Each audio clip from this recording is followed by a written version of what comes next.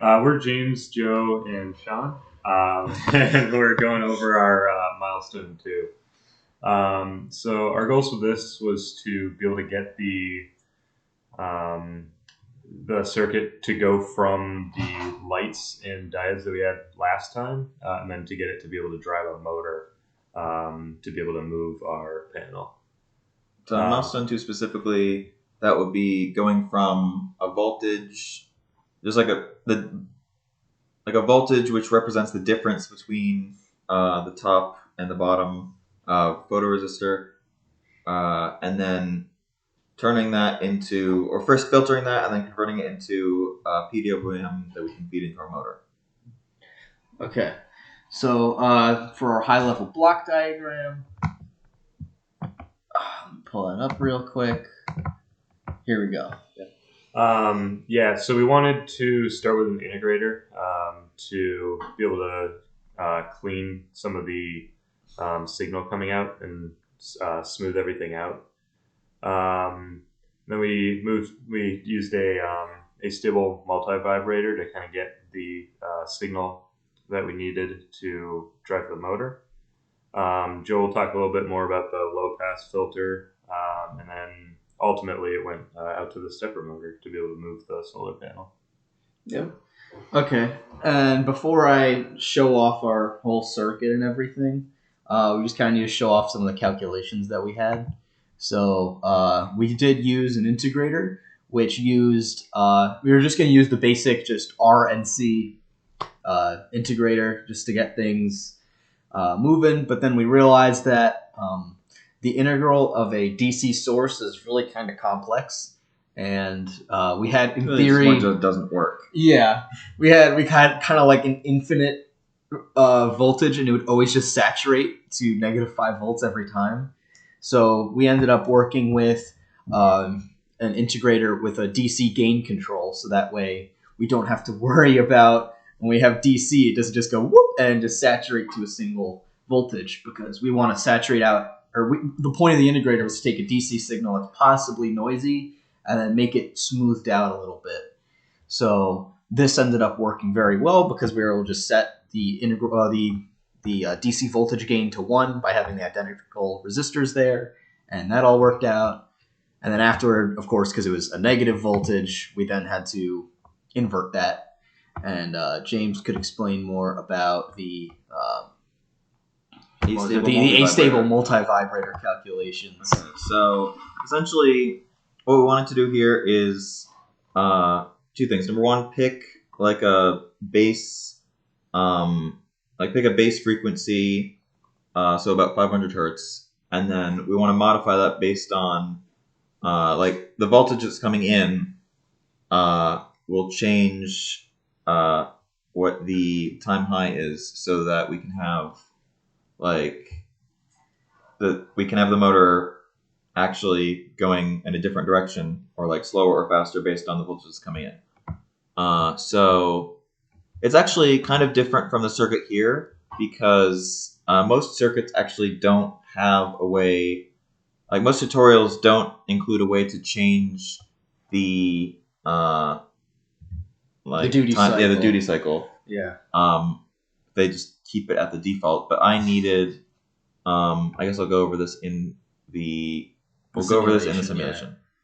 Yeah. So anyway, to determine the charging time, it's this equation. So what I wanted to do is to determine what the resistor value is there.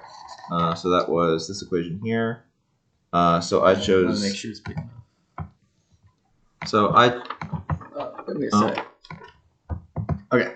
So I chose to use a 0.047 microfarad capacitor, and because the motor needed 500 hertz around, we needed a R2 value of around 30,000, and then R1 is just supposed to be about 1/10 of that, so 3,000. Okay. Yeah, that's just the general calculations here. Now I'll move on to our simulation that we had going. Let me just make one of these bigger. So here was the just general integrator circuit. So here, what I was explaining with the gain of 1 here, or -1, because we have two identical resistors. This capacitor is just here to just clean it out so that way it acts as an integrator. And then we just inverted that so that way it will actually be the voltage signal we want. And if we run it with just a few pulses just to simulate some very drastic noise, we can see that for this circuit, you will have a, this is before we invert it, but the red is the actual output signal.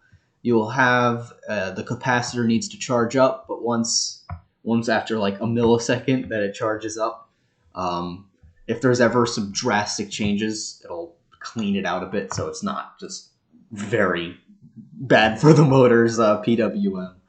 And then James, this will be pretty bad for the solar panel, I can imagine. Yeah, like the there's structure. Lots of things could go wrong if we just have a sudden 3-volt spike going into different things. So we attach that to James's astable multivibrator design. So I'll let him go over that. Okay.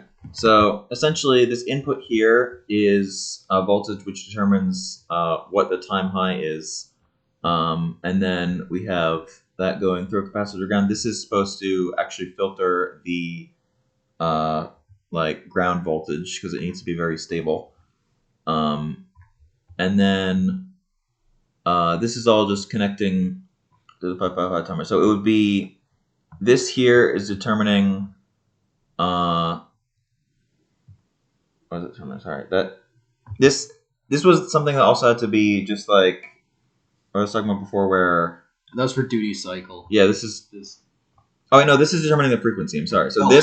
this in combination with this Yes. determines the frequency. So this is set to around 500 hertz, and I realized that this it didn't actually matter if it was exactly a tenth. This could actually be all the way down to 2.2K, and it still works exactly the same. And that's just the resistors that we have, so I just chose that. And then everything else is basically pretty standard for a 555 timer like this. The threshold is connected to trigger. That's connected there. This is our input voltage. So yeah, and then basically this will output a. Oh, You can put that in full screen. this one? Yep. Oh wait, wrong one. Wrong one. Okay. That one right there. This one. Yeah. Okay. So what's coming in is a 3-volt signal. Wait.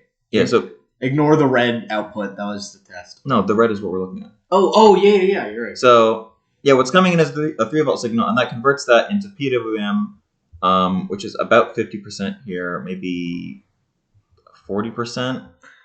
So it's converting this value of 3 volts into this distance of PWM, and you can see here this is about 500 hertz. Yep. And the calculations here were a bit weird because it didn't actually adjust duty cycle like what we're used to with the term duty cycle. It adjusted the time on. So, or actually, I think it was time off. Yeah. So it just lengthened the time and then changed the frequency with that, and then it screwed things up. But So thankfully that didn't actually matter. Yeah. And like the actual frequencies we need for the circuit, or the actual duty cycles that we need to give the motor, that actually ended up being fine. yeah, and it all worked the way that we wanted it to. So I guess now we could move on to actually showing you the physical circuit that we built. Yep. So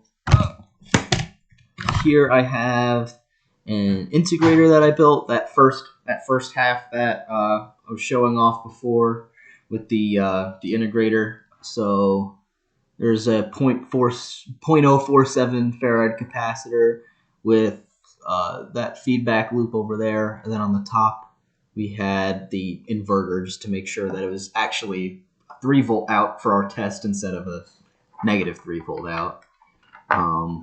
And this 3 volts that we're using is just a test, just to clarify. This isn't actually like we're not always going to have a 3-volt differential. Like the theory is that we're going to have a voltage coming out from milestone 1 to say, oh, we need to move the motor this much because there is this much difference between 2 photodiodes. and that was what we got as the output signal, was probably around 3 to -3 volts. So then we can change that around, and it all works out in the end with what we have built here. So we can adjust the duty cycle, but it's very hard to do that on the fly. So we have it right here as what we need. And if I was to put that into waveforms,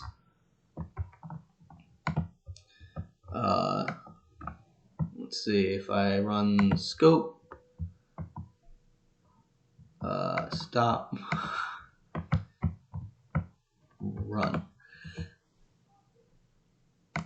Okay, so here I just generated a noisy pulse wave where there was just these random pulses that come in and out. But if you were to actually zoom in, you will see that the blue signal, our output, is very smooth comparatively to these just spikes that come in and out. So it works out very well.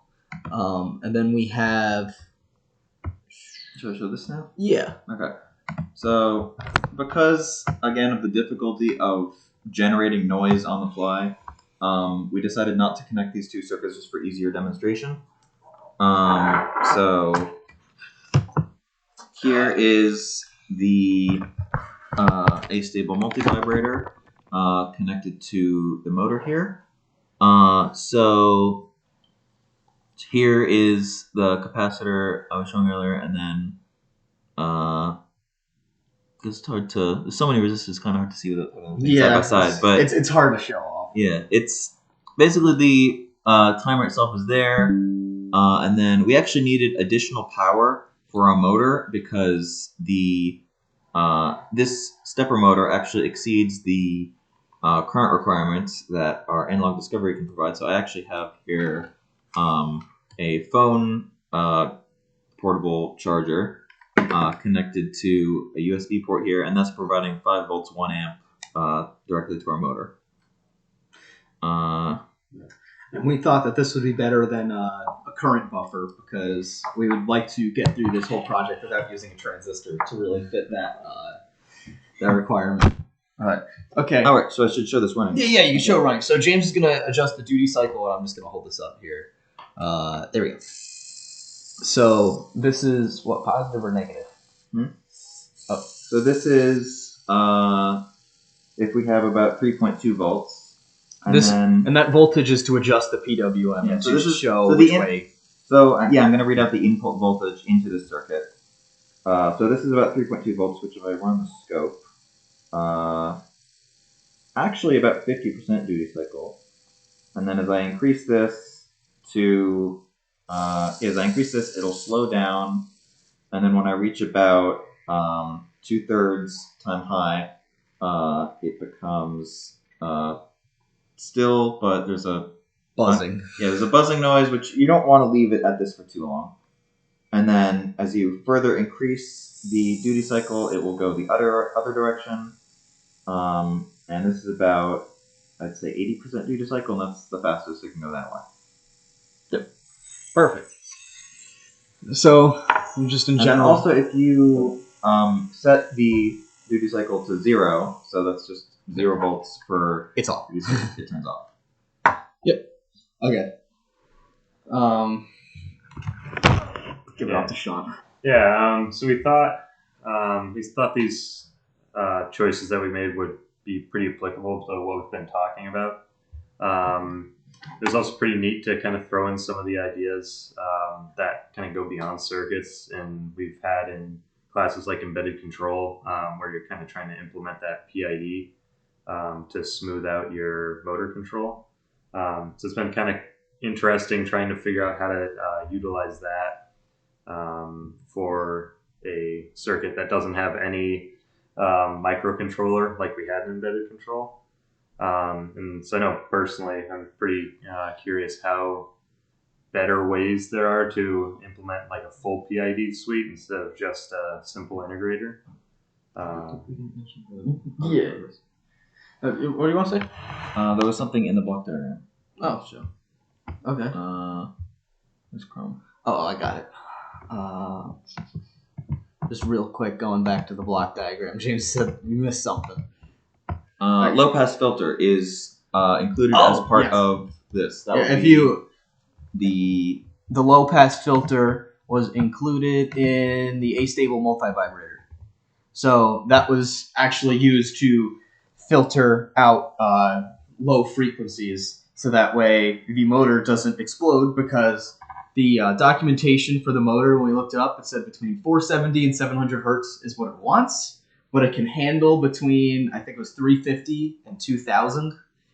There were no real it didn't actually say the frequencies it allowed. It just said the duty cycle, so we had to do some calculations. But those were the frequencies that we got, and that was what actually works with the motor. So just wanted to mention that real quick before we wrap this up. What else have we got? Yeah, so kind of last thing is going into the next lab, we want to be able to smooth out any of kind of the low end noise, just so we have a pretty clean signal that'd be able to be implemented in when we're having the panel tilt.